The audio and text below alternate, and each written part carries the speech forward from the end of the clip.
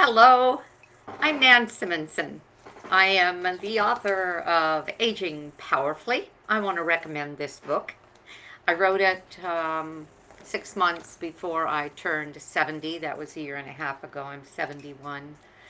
And my mission in life for the next 1, 2, and 3 decades is to help people understand how through lifestyle choices we can live into our later decades with a body that works, a mind that's sharp, and just as much fun and joie de vivre as we had when we were in our much younger years. And if you're in your much younger years, bless you, and live with power. Aging with power doesn't mean getting old, it means taking those years and learning from them and turning them into a power source. So I promoted this Facebook Live by asking, not even asking, I just put a statement out there. How do you hold on to your mate? And some of you are going to say, oh, Nan, you tricked me. Well, I had a mate of 40 years, married him at 19. Unfortunately, he passed away. He passed away of an illness that he shouldn't have gotten. He didn't do what it took to usually get esophageal cancer. But he had it, and I lost him to that. Well, a ways into my widowhood, I decided, you know what? I loved having a partner. I want another mate. And I found another mate. I spoke about this recently on another podcast, just exactly what I wanted. And I was afraid I was going to lose him. I'm 71. He will be 70 in less than 2 months. And I am so happy to say that we recently had a appointment with a endocrinologist. Now, why would we be seeing an endocrinologist? Is there a hair here? Yeah, there is. There's a lot of hairs, aren't there? I've just got such a fuzzy head. And she was new.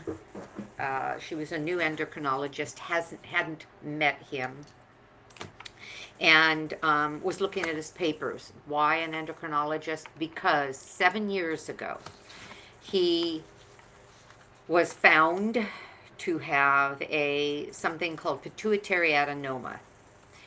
Back here, straight back, in this chasm, meaning an opening in the sphere of the brain. There's an area that in which resides the pituitary, pretty small gland that runs a lot of the show.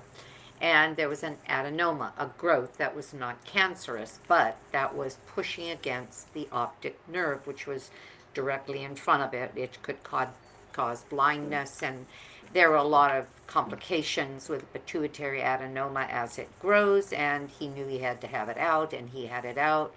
It interfered with the normal workings of the pituitary, so there are some hormones that he has to take and will for the rest of his life, because the pituitary, which controls so many, well, the adrenals, the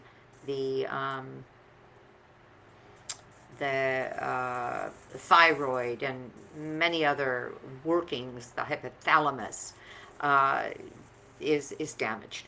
That's not the story. The story was what happened when he met this new, to him, endocrinologist.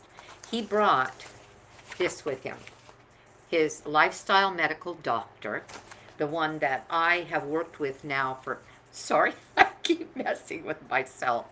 Let me get dressed right in front of you. The one that or that I've been working with, Dr. Wayne Dysinger, for almost 4 years now.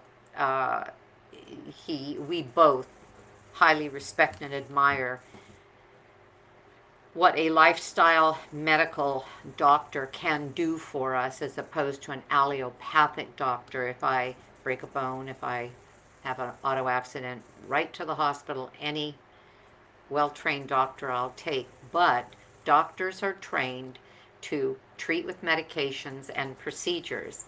They're not trained to fix us with lifestyle choices, one of which is what we eat. So I'll go back to this doctor. She was Indian, from India, although she had no accent, so I'm sure she was born in this country, probably educated here as well. Um, but being from India, I spent a lot of time there. I know that Indians are very familiar with vegetarianism and veganism, and she was quite aware of what we have adopted, which has been now almost for 4 years, a fully whole food, plant-based diet. So she knew he was seeing her with this history. 7 years ago, a surgery, hormones out of whack, but being maintained with medications that take care of that, not through lack of his body care, but because of this injury of the surgery. And he's checked every year for regrowth of the tumor. We were made quite anxious when we found out during the first 3 years that each year the tumor had grown some. And Tim has heard of this. One of his clients said to him, "Oh, yeah, I'm familiar with that. I had a pituitary adenoma, and I've had 3 surgeries since." Because of growth. Well, you don't want to do that too often. It's a gnarly surgery. And in addition to that, it's quite debilitating for a while. And the neurosurgeon said, well, we'll just start with radiation. Well, when he heard that the 3rd year it had grown, I had already decided whole food plant-based would be for us because my medical numbers, I had given a 1-year try to keto because everybody was talking about ketosis, and this was even 4 years ago, and what it could do for you and how it would prevent diabetes and make you healthy and keep you slim and your brain clear. All of that was temporary. All of that was something that people experienced for a short period of time, but longevity-wise, it created some real problems, pre-diabetes and very high cholesterol and rheumatoid arthritis throughout my body. The antibodies were sky high and I hurt everywhere. Well, Tim was having problems as well. He didn't eat quite as much of the foods that we eat to keep the ketones very high. He didn't test. I tested all the time because when I go into something, I go into it full bore. And but his blood pressure was high, his cholesterol was high, and we knew we needed a change. So we decided to go whole food, plant-based. And he was all for it.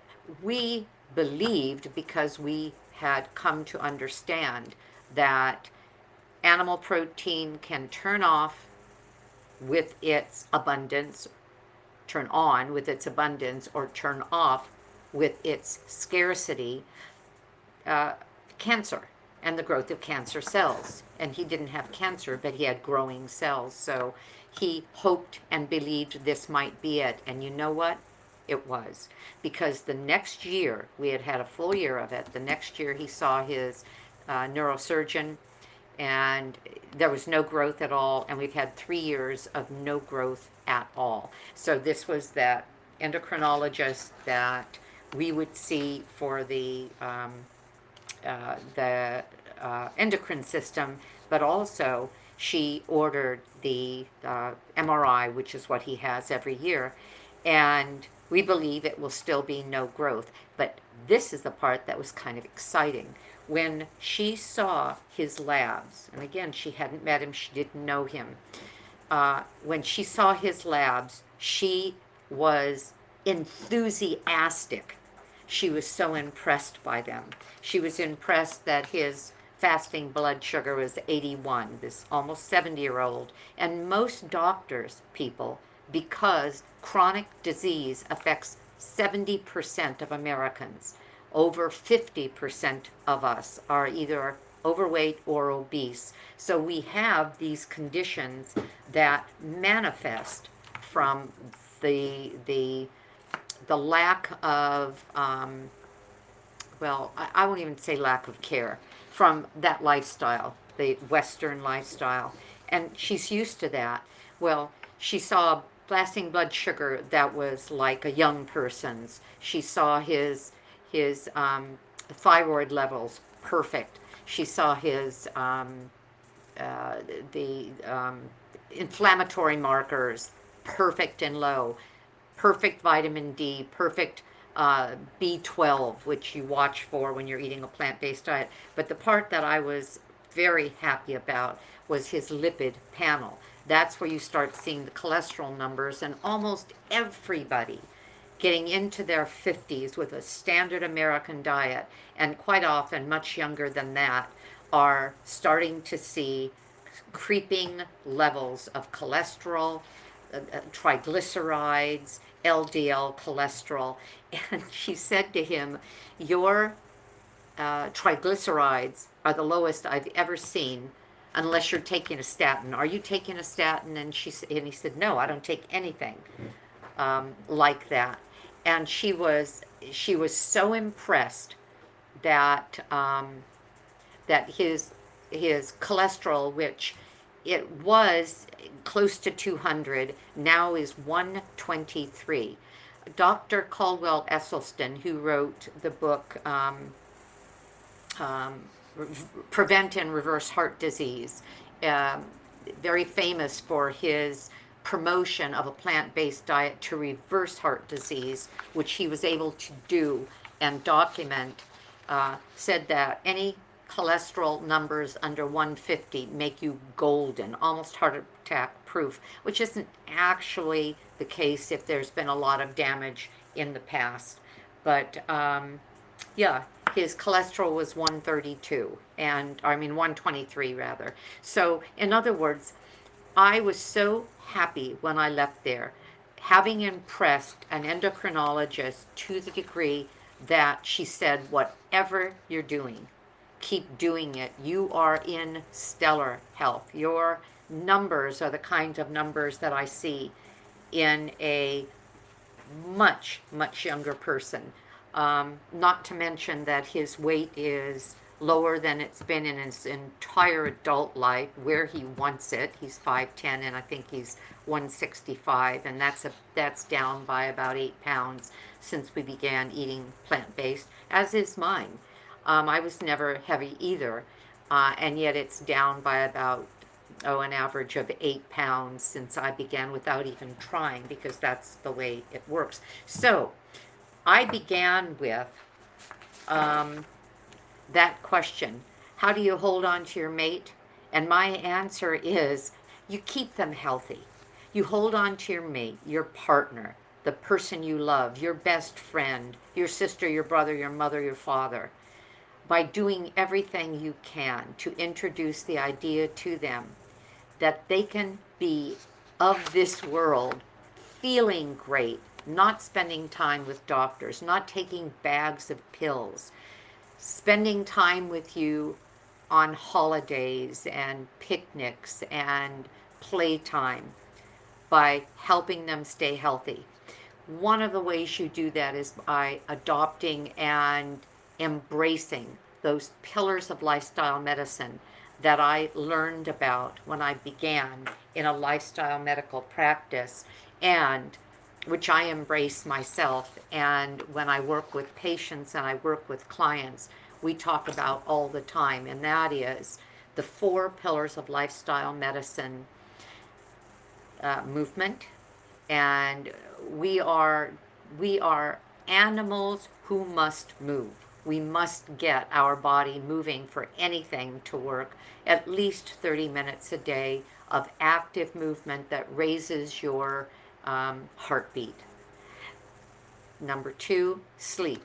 We must get 7 to 8 hours of sleep a day, 7 to 9 a day, because that's part of keeping our organism working and our health and our brain strong. Some people are proud of the fact that they can get by on 5 or 6 hours of sleep a day.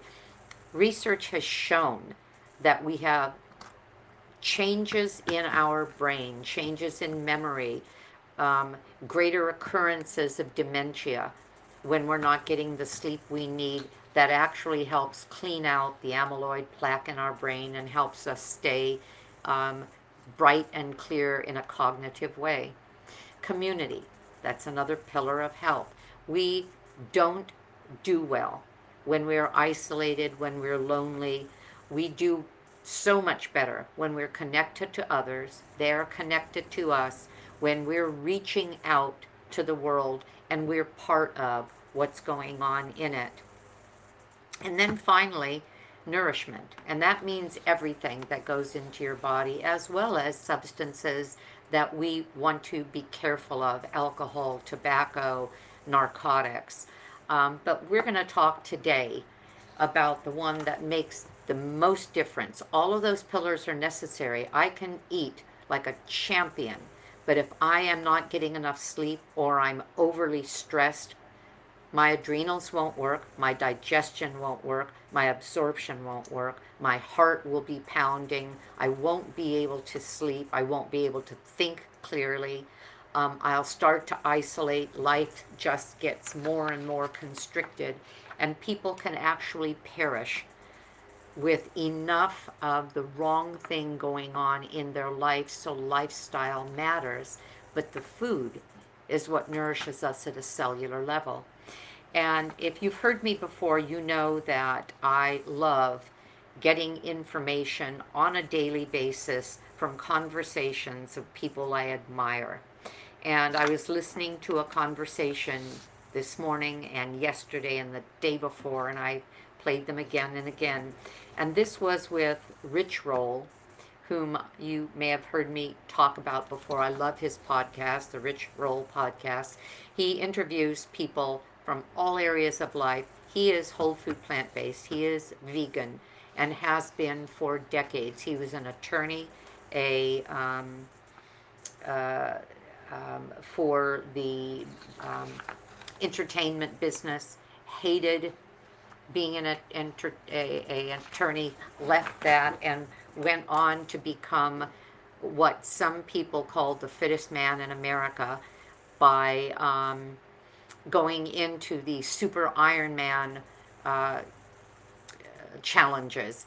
So, and he's just a, there's nothing egotistical about them. He was a drug addict and an alcoholic, went through 12 steps, which he is still very connected to. So he's a humble man, very smart, and knows a lot of people and interviews some of the best. So he was having a conversation with a British doctor, and her name is Dr. Gemma Newman. She is in London, and what she loves about her practice is that she works with people for their entire lifetime. She can deliver babies, she can work with patients who are children, middle age, and seniors. And so she can see whole family circles and cycles. And in the British method, she can see people often because patients can see her on a monthly basis, so that she can check in on them. So she was not plant based in the beginning of her medical practice, and for quite a while. It was her husband who was running marathons and not doing very well and getting injured and having slow recovery, who said to her, "Would you read this book? Because I've read it and I would like to go plant based." And she, the physician with very little nutritional training, was skeptical. But she read Running Ultra, which was Rich Roll's book, or Finding Ultra, when he was a ultra marathoner, and he wrote about what he believes the whole food plant-based diet did for his performance, which was quite impressive. And many people have found that that's the way that they have found their best athletic prowess, using a whole food plant-based diet. And so he interviewed this British doctor, and the her coming into the plant-based world was interesting because she wasn't trained in this way at all, and yet she little by little started encouraging her patients because what she saw in her husband, and then when they went plant-based together, because it took her a couple of years before she was willing to transition. So see, there are a lot of very smart people that just aren't ready, but when they are ready, because of research, they can jump into it very enthusiastically, as she did. When she was ready, she recounts a situation that she had with a patient who came to her who was, and I'll read this to you. Um,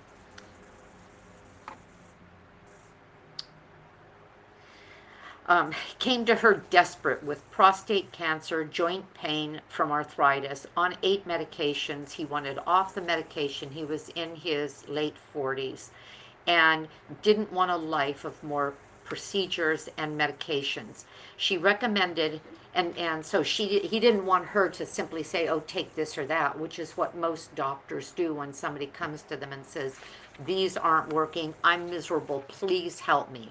She kind of took a deep breath and said, well, why not? Let's go into this. She recommended a strict plant-based diet. 7 months later, when he came back to her, he was on no medications at all. His PSA was completely normal, which means that he had reversed his prostate cancer. And I have a patient through lifestyle medicine who's part of our group meetings who 10 years ago did the same thing by going plant-based. No joint pain at all.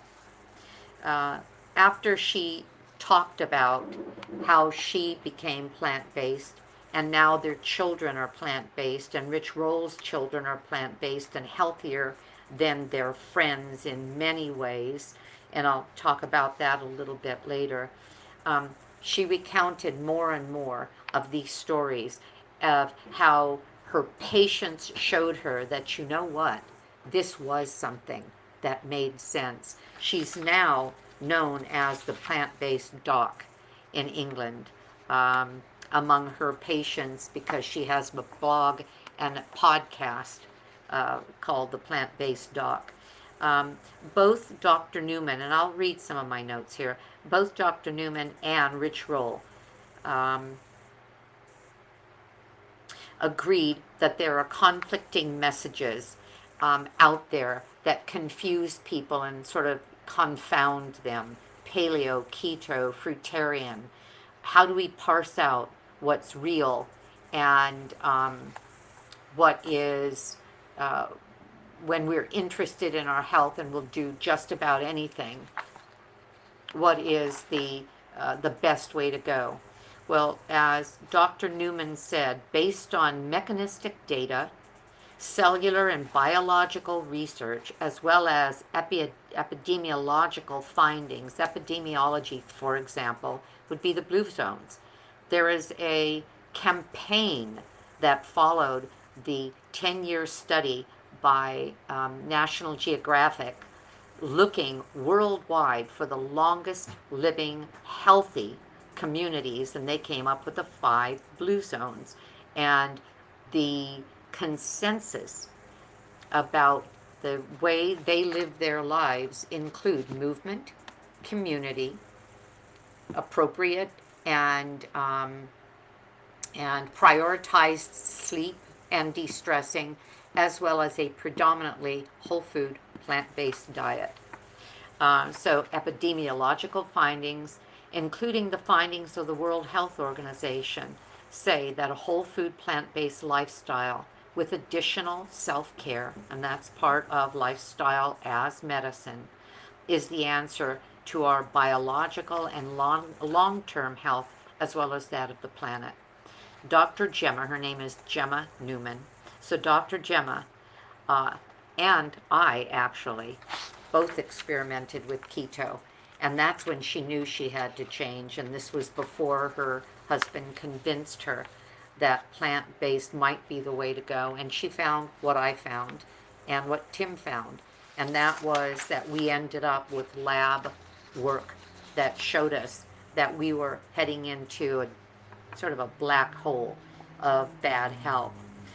She was asked about soy because a lot of people have heard the old misrepresentations of soy in our diet, the man boob things and the estrogens that women needed to stay away from. As a matter of fact, Dr. Christy Funk, the, the oncologist and breast surgeon of the stars, admits that in her book that she wrote 18 years ago, she said stay away from soys, and she admits that that was wrong. She now recommends soy 1 to 3 times a day for all women.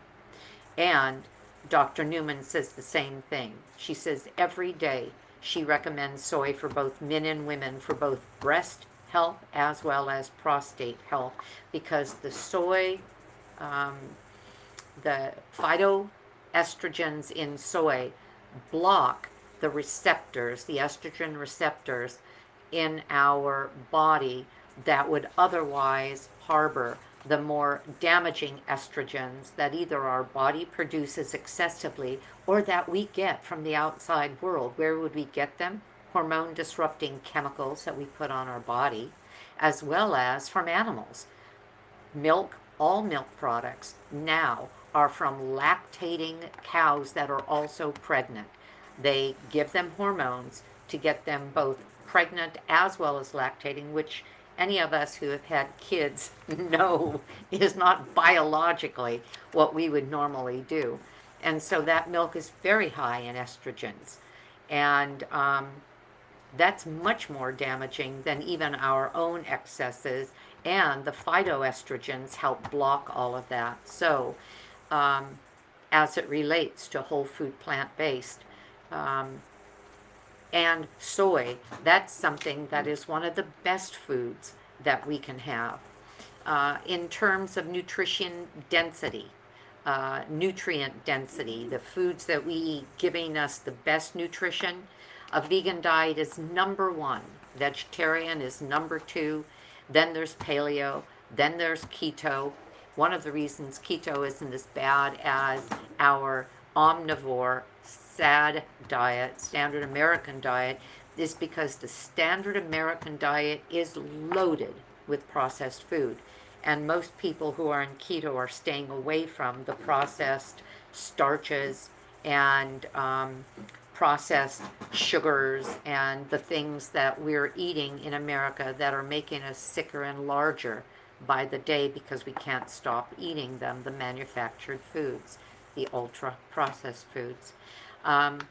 Just a reminder, those of us that eat exclusively plants, and actually many other people, even on a more mixed diet, need to be aware that they watch their vitamin B12 intake, and methylcobalamin is a better source of it. You can find these little teeny pills even at Trader Joe's. We need to take a source of methylcobalamin or cyanocobalamin, but methylcobalamin is absorbed better. And we need to take a source through seeds and nuts, but some people don't absorb them that well, of EPA, DHA, and one of the things I do, that's an omega-3 fatty acid that we need for our brain and our nervous system. One of the things that Tim and I do is that we take a supplement every day from algae oil. And we have 1.5 to 2 tablespoons or more of flax in our morning oatmeal every day. Walter Longo is a worldwide recognized expert on longevity. He claims that that aging is accelerated by a number of things, one of which is leucine, which is found in animal products, excess sugar, which is found in ultra-processed foods, and excess calories, which is a byproduct of the way we eat in America. We're encouraged to eat constantly. We don't have 3 meals a day that are whole food, plant-based. They're usually well, 60% of what we eat is ultra processed, 30% is animal product, and 10% is fruits and vegetables, meaning plant-based. But the problem is most Americans eat their fruits and vegetables in the way of French fries and chips and things like that. So we're really quite far off in that way. And therefore, our calorie level is sky high, because when we eat processed foods, we get hungrier sooner. There's no fiber there to keep us full. Our microbiome isn't healthy. We get hungrier sooner just looking for something, and so we're taking in hundreds of calories more a day than we would otherwise. The combination of fat, oil, and sugar that we find in processed foods is never found in whole foods, or is never found in nature, actually, in that combination. It has an addictive effect on us, and we want to keep eating, and we want to keep eating more, and therefore, again, an excess of hundreds of calories a day. It's been shown that sugar activates the amygdala, the part of our brain that is responsible for emotion, for impulsivity, for negativity, for fear, for anxiety, and it's also the part of the brain that is affected by alcohol in exactly the same way that sugar affects it. So the food manufacturers know what they're doing by putting sugar in almost everything we eat. Even hamburger buns have sugar in it. Even the coating on fried chicken has sugar in it. It just keeps us eating. Let me be clear that sugar is not the enemy as long as the sugar that you're eating is from whole food sources. And I say that because some people say, oh, well then I'll stay away from sugar, meaning I won't eat fruit. Fruit and combinations of the phytonutrients and phytochemicals and polyphenols that we get in fruit of all colors is one of the best things we can do.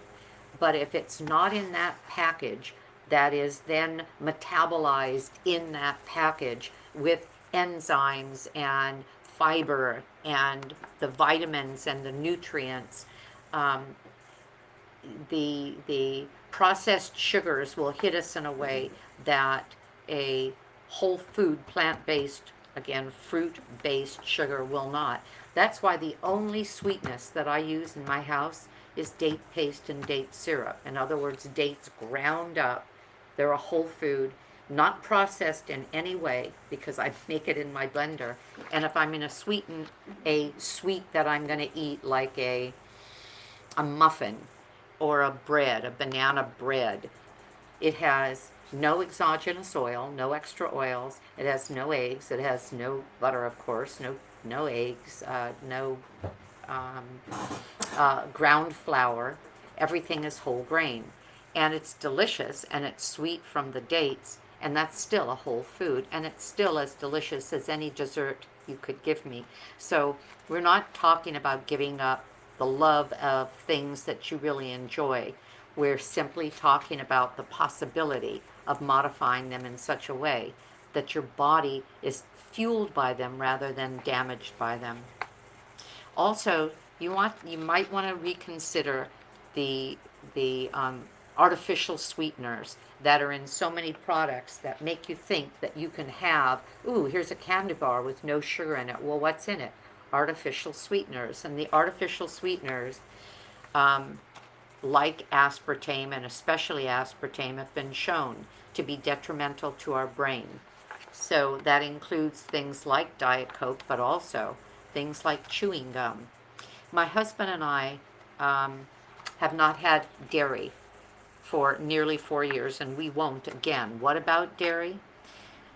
If you want to hear more details, then listen to the podcast that I'm referring to, and that is, the name of it is Dr. Gemma Newman and Rich Roll podcast. And the title is Gemma Newman, MD, is the plant-based doctor. I'll put a link to it as well, and that'll make it a little bit easier. But what I was saying is, if you want to hear more about um, the dairy and its effects on us, she has young children. They do not eat or drink any form of dairy, um, as do not Rich Roll's children. And they have the evidence behind it and the experience of raising these children for, in Rich Roll's uh, um, case, for decades on a plant-based diet without dairy, and the kids have stellar health. So I was going to say, in the podcast at approximately 1 hour 15 minutes, you'll hear more about the research that she's referring to. But she is saying that it's far healthier to leave dairy out of what we're feeding our children, because of the effects of not only the estrogens, but the antibiotics and the hormones that are in the milk that we drink now, and the fact that a lot of the animal products, all animal products actually, are, when digested, are acidic to our body. Some people think, well, wait a minute, but what about the calcium? How am I going to get calcium? You can get calcium from plant sources that is more bioavailable than calcium in our diets. But look at it epidemiologically.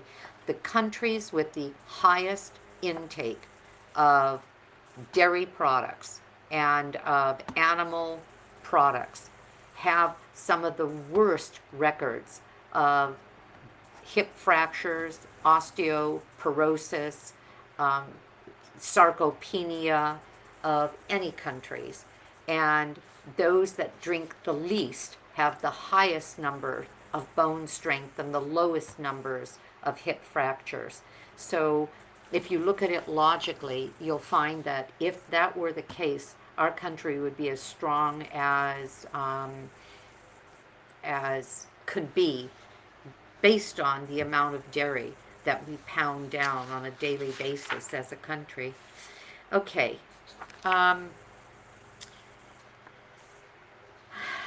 Oh, some ask about vitamin D on a whole food plant-based diet. Well, we get vitamin D from the sun, but we also get vitamin D from actually from our own body producing it, but it is something that we should be measuring. Even people that have a varied diet have been found, a lot of Americans have been found to have low vitamin D levels, so it's a good idea to have them tested. Tim and I, even though we get sun, and even though we're very active out of doors, and even though we exercise to keep our bones healthy and strong, we both supplement with vitamin D. We actually take 1,000 milligrams a day of D3K2. And both of us have great numbers on our vitamin D, our B12, as well as our omega-3 fats. What about sex hormones? We know that among vegans, estrogen levels are better controlled, and women vegans, and vegans in general, and among men, the testosterone levels are better in vegans than in omnivores. And that was one of the findings of Dr. Newman. Research has also shown that a plant-based diet is beneficial for mood and mood disorders, including depression, brain health, cognition, and memory. Part of this is the effect of the microbiome on our neurotransmitters, 70% of which are the product of our microbiome. Through the end, due to the ingestion of fiber, which feeds the microbiota, which then produce short chain fatty acids, which then produce things like butyrate and other elements that strengthen our body, from our lungs to our muscles to our heart to our vascular system, and cross the brain the blood-brain barrier to our brain, especially butyrate, and fire that up as well. So even things like our serotonin levels. Many of my patients have been able to get off of antidepressants uh, by strengthening their bodies and their health with a plant-based diet that just stabilized their entire body. Um, okay. Intermittent fasting, what about that? Time restricted feeding.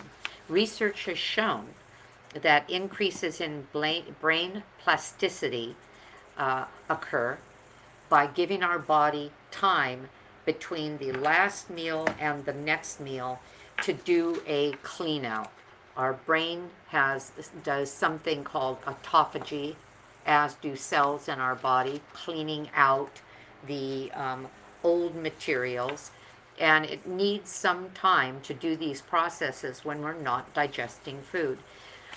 Walter Longo, whom I mentioned earlier, recommends that we have at least 12 hours between one of our meals every day. Well, you can do that at night, finishing your dinner at 7, eating a breakfast at 7. That's 12 hours. Tim and I both aim to finish a meal by 6 to 6:30 and then have our next meal at least 14 hours later. So the two of us, and we've done this for a couple of years now, several years now, the two of us both have anywhere from 14 to 16 hours of time restricted feeding, which is again has been shown to make quite a difference in general health. Okay, the brain needs a generous supply of blood, and blood flow has clearly been shown to be improved on a plant-based diet, partially from the short-chain fatty acids that are produced by our microbiome, but also partially because we're not eating saturated fat. So our blood flows very cleanly, as we saw with Tim's lab work.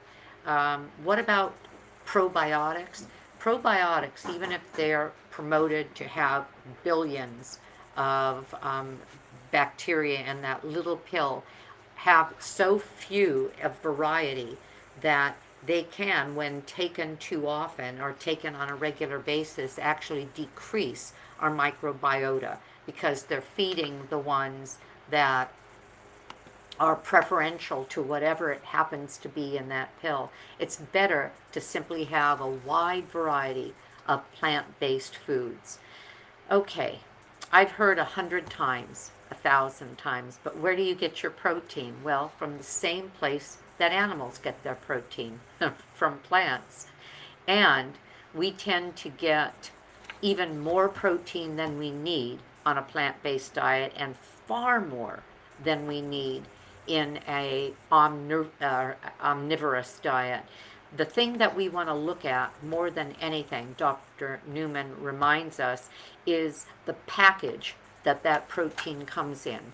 If you're eating a plant-based protein, the package is filled with phytonutrients, phytochemicals, polyphenols, which are the chemicals that a lot of drugs are manufactured from, that actually make us healthy and feed different systems in our bodies, vitamins, minerals, enzymes. There isn't anything that and fiber to feed the microbiome. We get that in the package of plant-based proteins from things like grains, seeds, nuts, legumes, greens. There's protein in even potatoes, enough protein for the fellow that wanted to prove that he could do nothing but live on potatoes for a year and still be healthy, and he did exactly that, and he was exactly that. So we get the protein we need simply by eating a variety of foods. What are the protein packages that you get when you're eating a meat-based diet? Hormones, steroids, antibiotics, plastics from the oceans, dioxins, mercury, IGF-1, which is called insulin-like growth factor, which we do not get generated from plants, and that tends to grow tissue like tumor growth and cancer growth. Um, and TMAO. And TMAO or TMA is uh, um, oh, a process that happens when we're digesting animal flesh through the liver. TMA becomes TMAO, trimethylamine oxide, and that goes into our body as an inflammatory element, causing inflammation throughout the body, which then causes a lot of chronic disease. Um, so the toxins, including heterocyclic amines, is another part of the problem with the package of animal protein. And what is that? When you cook any animal product, you're creating heterocyclic amines. When you're browning it, and that's the way most meat is eaten, browning it, grilling it, barbecuing it, then the levels go sky high. And the heterocyclic amines are carcinogen. They're carcinogenic. And that might be one of the reasons that one of our most prevalent cancers is colon cancer. Another thing is heme iron, part of that package. Heme iron is the iron that we get from meats as opposed to the iron that we get from plants. And the heme iron is something that is also inflammatory to our body. So again, look at the protein as a package, and which package would you rather have? We get plenty of protein from meat. If you're still overwhelmed or unsure, think of one new recipe at a time. Think of what you love to eat. If you're considering plant-based, where do you start? What do you do? Well, you can think in terms of meals. What do you like for breakfast? Could you fall in love with oatmeal and berries and nuts and oat milk, soy milk? I drink soy milk or have soy milk with my morning oats, and my oats are oat groats, because it's a very high protein source. Soy milk, and get the soy milk. I get mine at Trader Joe's. That is not highly processed. Mine is water and soy. There's no sugar, and there's not a lot of gums in it. You have to look at your labels to make sure that that's the case. But a beautiful breakfast of banana and fruit and berries and oats and nuts and some dates if you want. Lunch can be a huge salad. And you know how you fall in love with a salad? By falling in love with a salad dressing. Look at nansimonson.com at my salad dressings. They're whole food dressings. They're whole foods in that they're whole food that's just mixed up. No oils, but just a lot of food mixed up to give great flavors. And there's even a ranch dressing there that is made of a plant yogurt, soy milk, potato, lots and lots of seasonings. And it is, well, if you know who Chef AJ is, she's very popular in the plant-based world. She calls that her absolute favorite ranch dressing in the world. She did a podcast about that. So fall in love with the dressing and you'll fall in love with the salad. I have a 1.5 pound salad every day that I cannot wait to eat. If you don't want a salad, what about a burrito wrapped with hummus and beans and rice? Think of what you like to eat. A burger. How about a black bean burger? A tuna sandwich. How about a chickpea no tuna? If you Google anything, favorite vegan no tuna salad, favorite vegan no meat burger, or just favorite vegan burger, you'll find lots and lots of options like that. Recipes that once you make them and you make bundles of them, you can find are easy to grab, reheat, and eat on the go, bringing to lunch or having lunch at home. The other thing you can do if you're not willing to or not ready to jump into what I'm hoping to give you evidence enough of, that if we want to hold on to a mate, A maid in the British form is my buddy, the friend, my partner, in my case, my husband, in my case. Keep them healthy, keep them happy, live life well, live with community, get plenty of sleep, make sure you move on a regular basis, but also feed them right. And one thing you can do is just something. One day, every day, eat a non-meat meal. Maybe you'll love it enough and see the difference in the way you feel enough to eat a 2 meal no meat day, and then on and on. Some people transition little by little by little. It may be as simple as not putting milk in your coffee. It may be as simple as, again, just every breakfast is a non animal of any kind breakfast. And some people take a long time to transition, and some people, like Tim and me, had reasons. He didn't want another surgery. I was not going to take pills. I was told by a cardiologist, go on statins, an immunologist, or a rheumatologist. Here, you're going to need to go on immunosuppressant drugs. All of these things. Oh, on what is the one that the diabetes take, because I was pre-diabetic. I was told to go on all of that. That would have been the beginning of the end of good health, because the more you take, the worse you feel, the more they give you to make you feel better, and the worse you feel. It is a black hole that didn't happen almost 4 years ago, because we decided, you know what, we're motivated enough to give this a try. And that try has lasted almost 4 years. And I am absolutely convinced that I have my partner because of that. Let me remind you to get outdoors as often as you can. The Japanese call it forest bathing. Enjoy the world around you. And one more time I'll say, consider how to hold on to your mate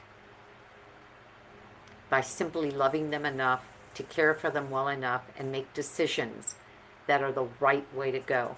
And I'm telling you from my experience, the right way to go was through lifestyle as medicine. And I outline that in Powerfully, Aging Powerfully. Powerfully is an acronym. 10 ways to care for yourself. Consider that. And by considering getting as much animal product as you can cut back on. That's mainly what we're eating besides processed foods. Cutting back on the processed foods and adding as much fruit and vegetable and tuber and grain and seeds and nuts as you can into your diet. Raw seeds, ground flax, healthy nuts, and see where it goes. If you need more help from me, just write me at agingpowerfully@gmail.com. Give me a thumbs up, subscribe to my channel. Other people will find us more easily, and I appreciate the time you've taken to listen. Have a great day, because I know I'm going to. Bye-bye.